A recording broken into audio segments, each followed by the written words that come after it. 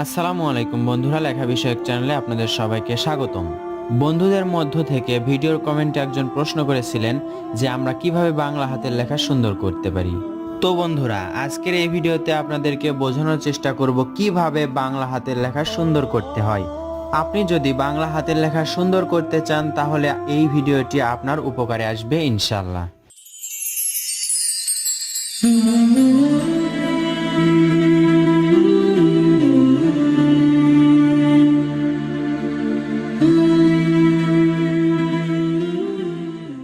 এখানে ভিডিওতে আপনারা দেখতে পাচ্ছেন 3 লাইনে বাংলা সুন্দর লেখা। বাংলা লেখা সুন্দর করতে হলে আপনাকে প্রথমেই বর্ণমালা অবশ্যই সুন্দর হতে হবে। এরপরও যদি চান আপনি যে আমার যে রকম লেখা আছে বা যে রকম আমি অক্ষরগুলো লিখতে পারি তার উপরেই আমি সুন্দর করে লিখব, যদি আপনি এরকমটাই ভাবেন তারপরেও আপনি হাতের লেখা সুন্দর করতে পারবেন। এজন্য লেখার সময় আপনাকে কয়েকটি বিষয় খেয়াল রাখতে হবে। প্রথমে যেটা খেয়াল রাখবেন সেটা হচ্ছে বাংলা লেখা সুন্দর করতে চাইলে আপনাকে অবশ্যই মাত্রাগুলো সোজা হতে হবে। লেখা যদি সোজা না হয় তাহলে আপনার কখনোই লেখা দেখতে সুন্দর লাগবে না। একটি শব্দ লেখার পর নির্দিষ্ট পরিমাণে ফাঁকা দিতে হবে। এই নির্দিষ্ট পরিমাণটা কতটুকু, এখানে যদি আমরা ক লিখি তাহলে সেই ক অক্ষর পরিমাণ ফাঁকা দিতে হবে। শব্দ থেকে শব্দের দূরত্ব সমান হতে হবে। এরপর একটি লাইন থেকে নিচের আরেকটি লাইনের দূরত্ব, এর মাঝে যে গ্যাপটি থাকে সেটা প্রত্যেকটি লাইনের মধ্যেই সমান দূরত্ব রাখতে হবে। এখন আপনাদেরকে একটু লিখে বোঝানোর চেষ্টা করব, তাহলে আপনাদের বুঝতে একটু সুবিধা হবে। এখানে আমরা লিখছি আমাদের সবচেয়ে আপন, স্বরে আ, ময় আকারে মা, দয় একারে দে আর র। আমাদের সবচেয়ে সবচেয়ে আপন, স্বরে আ, প আর দন্ত ন, আপন। এখানে দেখতে পাচ্ছেন প্রথমেই মাত্রাটা দিতে হবে একেবারে সোজা। যখন লিখবেন লেখার আগে মাত্রা টানবেন, একটা অক্ষর লিখবেন তার আগে মাত্রা টানবেন, তারপর এই অক্ষরটা লিখবেন। এরকম লেখার পর তারপর আবার আরেকটা অক্ষরের জন্য এভাবে মাত্রা টানবেন। যে অক্ষরের মাত্রা নেই সে অক্ষরে মাত্রা টানবেন না। এরপর শব্দ থেকে শব্দের দূরত্বটা একই স্পেসে রাখবেন। আমাদের সবচেয়ে আপন, এর মাঝে এখানে যতটুকু ফাঁকা, এরপর সবচেয়ে পর এখানেও ততটুকু ফাঁকা।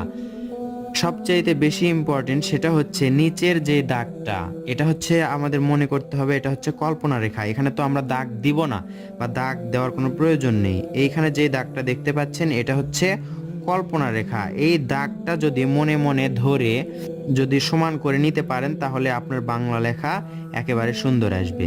আপনার অক্ষরগুলো যে রকমই হোক না কেন, যদি অক্ষরগুলো সুন্দর হয় তাহলে তো মাশাআল্লাহ অনেক সুন্দর হবে। কিন্তু যদি আপনার অক্ষরগুলো সুন্দরও না হয় তারপরেও যদি এরকম নিচের দাগটা সমান করে রাখতে পারেন, অর্থাৎ দুই দাগের মাঝে এরকম দুইটা দাগ রাখছি আমি বা দুইটা দাগ দিচ্ছি, এর মাঝে যদি অক্ষরগুলো পুরোপুরি উপর থেকে নিচ পর্যন্ত প্রত্যেকটা অক্ষর নিয়ে আসতে পারেন, সবটা অক্ষর একেবারে ওপর এবং নিচের দাগ পর্যন্ত ভরে ভরে থাকলে তাহলে অক্ষর বা শব্দগুলো দেখতে অনেক সুন্দর লাগবে এবং লাইনগুলোও সুন্দর লাগবে।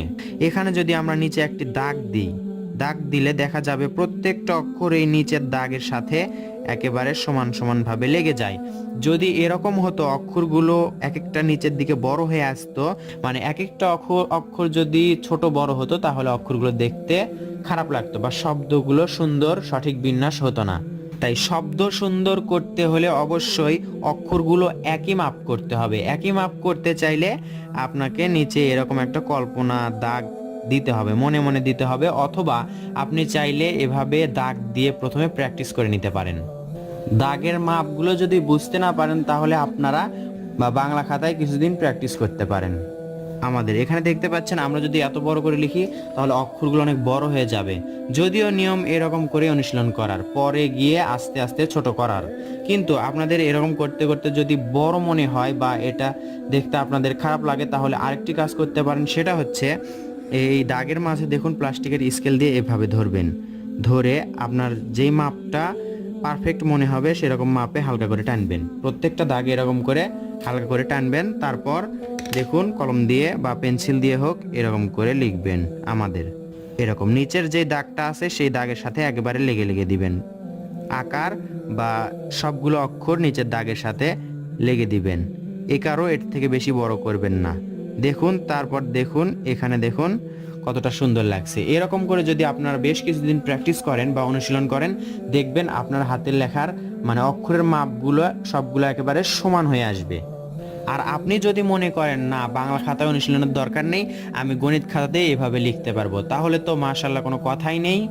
শুধুমাত্র কয়েকটি বিষয় মাথায় রাখলেই, সেটা হচ্ছে কি, আবার বলি, সেটা হচ্ছে কি লাইনগুলো উপরের মাত্রাগুলো সোজা রাখতে হবে, মাত্রাগুলো সোজা রাখতে হবে। এরপর শব্দ থেকে শব্দের দূরত্ব পরিমাণ রাখতে হবে। এরপর নিচের যেই দাগটা আপনারা যেই এগুলো অক্ষরগুলো লিখছেন, এই নিচের দাগটা সাথে প্রত্যেকটা অক্ষর সমানভাবে থাকতে হবে। এরপর কি বললাম, লাইন থেকে আরেকটা লাইনের দূরত্ব, এর মাঝের যে স্পেসটা, আপনারা যদি বুঝতে না পারেন যে লাইন থেকে লাইনের দূরত্বটা কতটুকু হবে, ভিডিওতে দেখেও যদি আইডিয়া না করতে পারেন, তাহলে একটা কাজ করবেন, সেটা হলো প্লাস্টিকের স্কেল এভাবে ধরবেন। দেখুন, একেবারে এই স্কেলটা না যতদূর আছে ততদূর পর্যন্ত মাথায় ধরবেন, একেবারে ওপর থেকে নিচ পর্যন্ত এখানে দেখতে পাচ্ছেন হাফ ইঞ্চি পর পর এরকম করে দাগ দিবেন, সোজা করে ধরে দাগ দিবেন। দাগ দেওয়ার পর আপনারা কি করবেন, এভাবে পাতাল দিকে স্কেলটা ধরবেন, এরপর এভাবে হালকা করে দাগ দিবেন। হালকা করে দাগ দিলেই দেখবেন আপনার 18 কি 19 লাইনের মতো দাগ হবে। এই 18-19 লাইনের দাগের মধ্যে যদি আপনি লেখা অনুশীলন করেন, তাহলে দেখবেন 15 থেকে 18 লাইনের মধ্যেই আপনার লাইনগুলো থাকছে। আর সেটাই হবে বাংলা লেখার জন্য পারফেক্ট মাপ। তো বন্ধুরা, আশা করি এই ভিডিওর মাধ্যমে আপনাদেরকে কিছুটা হলেও বোঝাতে পেরেছি যে কিভাবে হাতের লেখা, বাংলা হাতের লেখা সুন্দর এবং সোজা করতে হয়। একটু ভালোভাবে বোঝাতে গেলে ভিডিওটি একটু বড় হয়ে যায়। আমি চেষ্টা করি ভিডিওটি শর্ট করার, যতটুকু শর্ট করা যায় অল্প সময়ের মধ্যে বোঝানো যায়। ভিডিওটি উপকারে আসলে লাইক করবেন এবং কমেন্ট করবেন আপনার মতামত জানানোর জন্য, শেয়ার করবেন অন্যান্য বন্ধুদের মাঝে। দেখা হবে ইনশাআল্লাহ নতুন ভিডিওতে। আসসালামু আলাইকুম।